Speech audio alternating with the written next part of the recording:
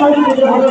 সেখান জায়গায় আমাদের আমাদের এই দেশে কাতারিয়াদের গ্রাম রয়েছে, কাতারিয়াদের গ্রামে পৌঁছানোর জন্য প্রত্যেকটা গ্রামে একজন করে এলাকাতে হওয়া দরকার। আগামী আমরা আজকে এই জমির মহাসমাবেশে এই দেশে জাতীয় পার্টিও এবং জমিদের পরিবার সারা দেশে তৈরি দিব তৈরি গঠন হওয়ার আন্দোলন এর ধ্যান রাখতে পারে যে যারা মুসলিমকে জমি দিয়ে জানাবে সরকারের মূর্তে আমাদের জিজ্ঞাসা হয়ে যাবে না, জিজ্ঞাসা হয়ে যে রাস্তা হয়ে যাবে না। সংগ্রামী উপস্থিতি আমরা দেখতে পাচ্ছি